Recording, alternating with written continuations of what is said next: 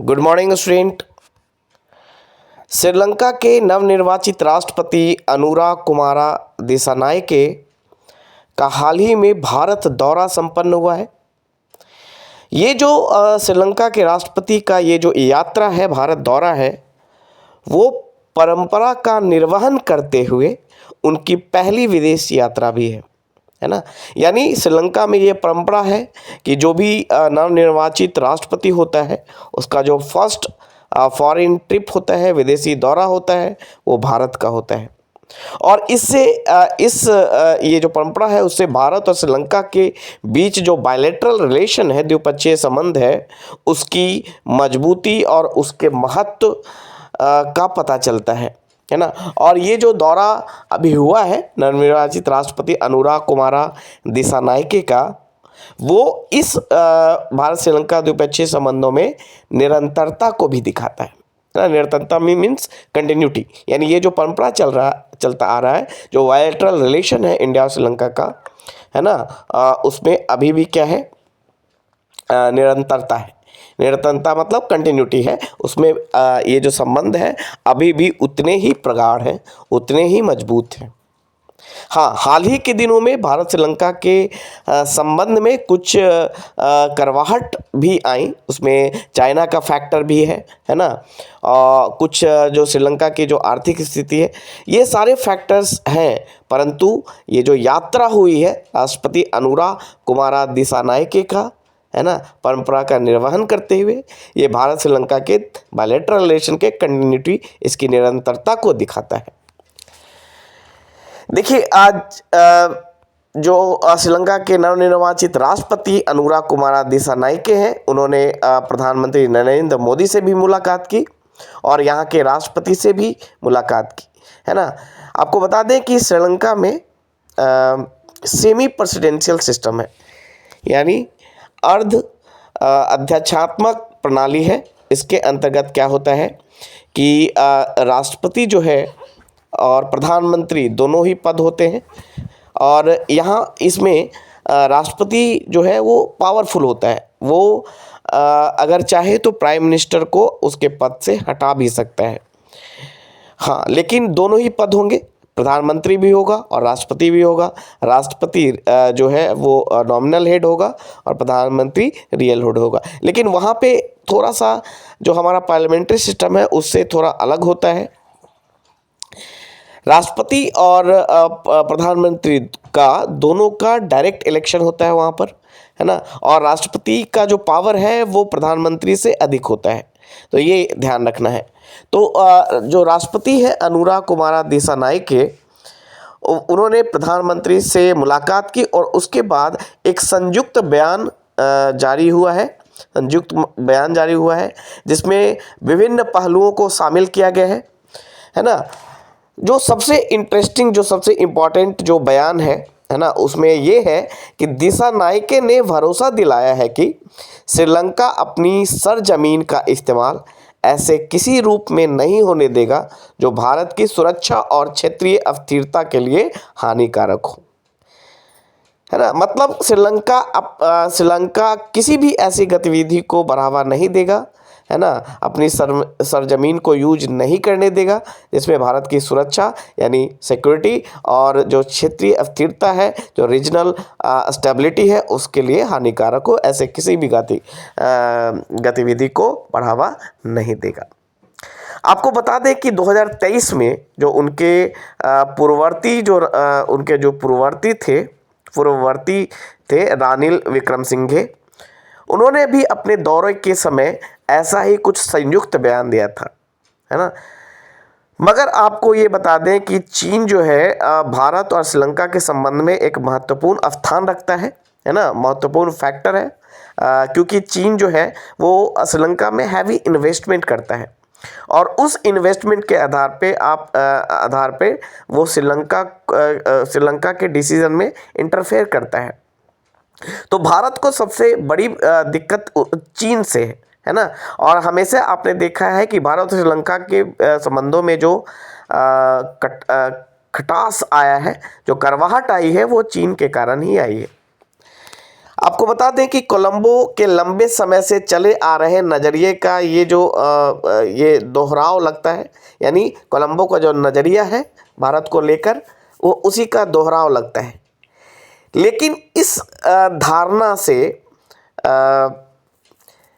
इस धारणा के लिहाज से यह एक महत्वपूर्ण तथ्य है कि जो दिशा नायके हैं वो जनता विमुक्ति पेरामुना पार्टी के हैं, है ना। जनता विमुक्ति पेरामुना यानी जेवीपी पार्टी से बिलोंग करते हैं और वो एक वामपंथी पार्टी है ना, वाम झुकाव वाली चीन समर्थक पार्टी है। तो कहाँ तक ये जो इन्होंने स्टेटमेंट दिया है कि कोलंबो जो है अपनी सरजमीन का इस्तेमाल ऐसे किसी रूप में नहीं होने देगा जो भारत की सुरक्षा और क्षेत्रीय स्थिरता के लिए हानिकारक है, ये कहाँ तक जस्टिफाई होता है वो तो आने वाला समय ही बताएगा। क्योंकि जो खुद जो दिशा नायके हैं वो जिस पार्टी से बिलोंग करते हैं वो एक वामपंथी पार्टी यानी वाम झुकाव वाली चीन समर्थक पार्टी है।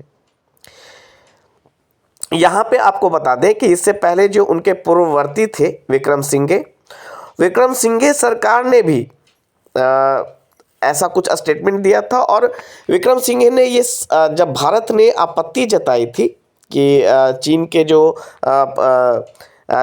जहाज़ हैं जो श्रीलंका में इंटर करते हैं, है ना, और वहाँ पे अनुसंधान करते हैं वहाँ के पोतों पर, तो इस पे जब भारत ने चिंता जताई, यानी भारत को ये सुरक्षा के दृष्टिकोण से डर है क्योंकि श्रीलंका एक मैरीटाइम पड़ोसी है ना, मैरीटाइम नेबर है इंडिया का। तो अगर चीन का अगर हस्तक्षेप बढ़ता है श्रीलंका में, चीन का अगर इंक्रोचमेंट बढ़ता है श्रीलंका में, है ना, तो ये भारत के लिए चिंता का विषय होता है। और इसीलिए भारत ने चीन का जो इंक्रोचमेंट है, चीन के जो जहाज श्रीलंका में आ रहे थे, खासकर हम्बनटोटा जो पोर्ट है वहाँ पर, तो वहाँ पे इन्होंने, या कोलंबो पोर्ट है वहाँ पर, तो वहाँ पे भारत ने चिंता जताई थी, आपत्ति जताई थी। और विक्रम सिंघे सरकार ने यह साफ कह दिया था कि सिर्फ, है ना, मतलब भारत के कहने पे या सिर्फ चीन के जहाज़ों को रोका नहीं जा सकता है। और इसलिए विक्रम सिंघे सरकार ने पिछले 10 सालों में चीनी जहाज़ों की बार बार मौजूदगी, विक्रम सिंघे सरकार ने लगभग 6 महीने पहले यह कहा था कि किसी भी विदेशी देश की, है ना, किसी भी विदेशी जहाज़ को अनुसंधान पोतों पर 1 साल की रोक लगा दी गई थी, है ना। भारत की चिंताओं के बाद विक्रम सिंघे सरकार ने विदेशी अनुसंधान पोतों पर 1 साल की रोक लगा दी थी, जो अगले महीने खत्म हो रही। अब ये मुद्दा है कि क्या ये जो रोक लगाया गया था वो खत्म होने के बाद क्या जो नए राष्ट्रपति बने हैं अनुराग कुमारा दिसानायके, क्या वो भी रोक लगाएंगे? क्योंकि लगभग 10 सालों में चीनी जहाज़ों की बार बार मौजूदगी द्विपक्षीय रिश्तों में मुख्य परेशानी बन गई है। आपको बता दें कि चीन जो है वो रिंग ऑफ पर्ल्स, है ना, पॉलिसी के तहत, है ना, भारत को घेरने के लिए अलग अलग उसके पड़ोसी देशों में वो जो है बेस बना रहा है, मिलिट्री बेस बना रहा है, जिसमें हम्बनटोटा पोर्ट भी एक महत्वपूर्ण स्थान रखता है। तो भारत की यह चिंता है कि अगर श्रीलंका में जो चीनी जहाज हैं वो अगर उनकी मौजूदगी होती है तो ये भारत की सुरक्षा के लिए दृष्टिकोण से सही नहीं होगा। और इसी पे भारत ने चिंता जताई थी और उस चिंता के तहत, है ना, जो विक्रम सिंघे सरकार ने 1 वर्ष के लिए किसी भी विदेशी अनुसंधान पोतों पर रोक लगा दी गई थी। क्योंकि विक्रम सिंघे सरकार का कहना था कि सिर्फ चीनी जहाज़ों पर रोक नहीं लगाया जा सकता है ना, सिर्फ चीन को नहीं रोक सकते हैं, तो किसी भी विदेशी जहाज़ को उसने रोका था। अब उसका जो पीरियड है रोक लगाने का वो ख़त्म होने वाला है अगले महीने। अब ये जो नई सरकार है वो कैसा रुख अपनाती है, तो यहाँ से ये जो ज्वाइंट स्टेटमेंट मिला है हमें दिसानायके का कि श्रीलंका के सरजमीन का इस्तेमाल ऐसे किसी रूप में नहीं किया जाएगा जो भारत की सुरक्षा और क्षेत्रीय स्थिरता के लिए हानिकारक हो। तो इस स्टेटमेंट से, ये जो ज्वाइंट स्टेटमेंट रिलीज हुआ है, इससे हम कहीं ना कहीं सकारात्मक जो है चीज़ें निकाल सकते हैं। आपको बता दें कि दोनों नेताओं के बयानों या संयुक्त बयान में कृषि और डिजिटल अर्थव्यवस्था जैसे क्षेत्रों में श्रीलंका की मदद करने की भारत की प्रतिबद्धता की बात की गई है।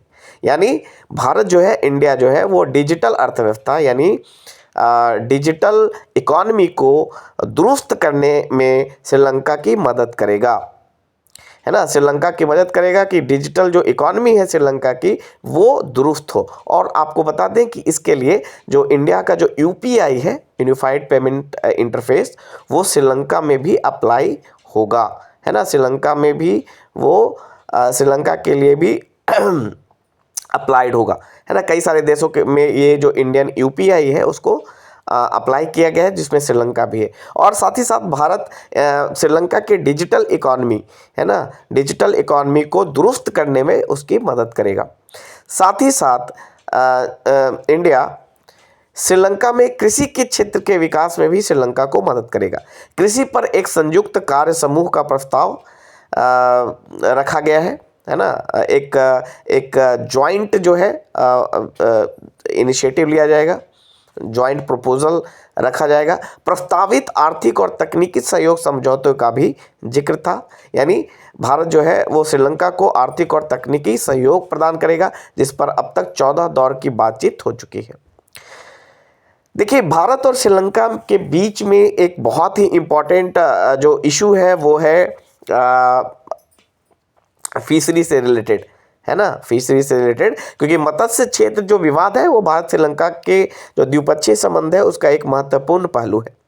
दोनों पक्ष अपने घोषित नजरियों पर अटके लगते हैं। यानी भारत का अपना कॉन्सेप्ट है ना, भारत का अपना पक्ष है, श्रीलंका का अपना पक्ष है, और अब ये दोनों देश अपने पक्ष पर अड़े हुए हैं।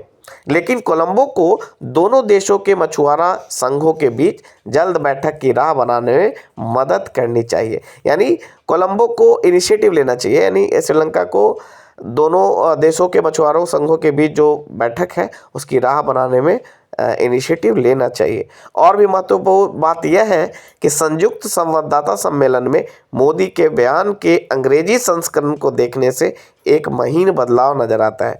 मोदी ने सुलह सफाई श्रीलंका द्वारा अपने संविधान को पूरी तरह लागू करने की प्रतिबद्धता निभाने और प्रांतीय परिषदों के चुनाव कराने की जरूरत जैसे मामलों का उल्लेख किया है।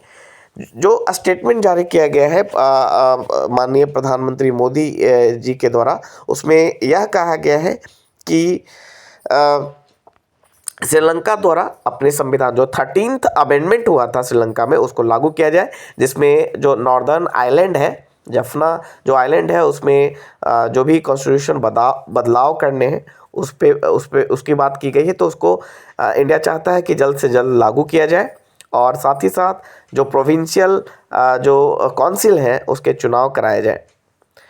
लेकिन बयान में श्रीलंकाई संविधान में 13वें संशोधन का कोई जिक्र नहीं है। यानी श्रीलंका की तरफ से जो बयान आया है उसमें 13th अमेंडमेंट की कोई बात नहीं की गई है, जो प्रांतीय परिषदों के लिए स्वायत्त की परिकल्पना करता है। यानी 13th अमेंडमेंट में प्रांतीय परिषद जो है यानी प्रोविंशियल काउंसिल जो है उसकी जो स्वायत्तता है, सॉवरेनिटी है, उसकी कल्पना करता है, सेल्फ गवर्नेंस की बात करता है। आपको बता दें कि जो नॉर्दर्न प्रोविंस है श्रीलंका का जाफना जो एरिया है, वहाँ पे इंडियन तमिल मूल के लोग रहते हैं। और भारत चाहता है कि जो 13th अमेंडमेंट लाया गया था श्रीलंका में, उसके तहत जो प्रोविंशियल काउंसिल की बात की गई थी, गठन करने की बात हो रही थी, जो कि वहाँ पे जो रूल करेगा, तो वो भारत चाहता है कि उसको लागू किया जाए। साल 1987 के भारत श्रीलंका समझौते के परिणाम स्वरूप सामने आए इस संशोधन के खिलाफ जेवीपी ने एक विषाक्त अभियान चलाया था। यानी जिस पार्टी से ये जो दिशानायके हैं राष्ट्रपति, उस पार्टी ने 1987 में जो अमेंडमेंट लाया था 13th कॉन्स्टिट्यूशन अमेंडमेंट, उसके खिलाफ जेवीपी ने ही एक अभियान चलाया था। चूंकि दिशानायके की अगुवाई वाले गठबंधन ने 14 नवंबर को हुए संसदीय चुनाव में देश भर में भारी जनादेश हासिल किया है, वह बड़े आराम से भारत के संबंधों को नई दिशा देने की स्थिति में है। यानी इसके पास मैंडेट है ना, फुल मैंडेट है, मेजॉरिटी में है ये जेवीपी के जो चुने हुए हम ये जो राष्ट्रपति हैं श्रीलंका के, है ना, दिसानायके के, तो उनके पास मैंडेट है और वो जिस तरह से मोड़ना चाहे श्रीलंका, भारत श्रीलंका के संबंध को, उस तरह से वो मोड़ सकते हैं। और ये जो इतिहास रहा है कि जेवीपी ने क्या किया है, हमेशा से 13th कॉन्स्टिट्यूशन अमेंडमेंट का विरोध किया है ना, और उसकी जो पॉलिसी रही है वो प्रो चाइना पॉलिसी रही है। तो श्रीलंका और भारत का जो संबंध है आने वाले समय में किस दिशा में जाने वाला है वो तो आने वाला वक्त ही बताएगा, परंतु कोशिश ये होनी चाहिए, क्योंकि श्रीलंका हमारा पड़ोसी देश है और हमें श्रीलंका के साथ अच्छा संबंध बनाना है, क्योंकि अगर हमारा संबंध कमज़ोर होता है तो कहीं ना कहीं चाइना चीन जो है उसका फ़ायदा उठाकर, है ना, श्रीलंका की ज़मीन को, है ना, श्रीलंका के जो भूमि है उसको भारत के विरुद्ध यूज कर सकता है। श्रीलंका के ज़मीन को भारत की सुरक्षा और क्षेत्रीय अस्थिरता को हानि पहुंचाने के लिए यूज कर सकता है। Thank you.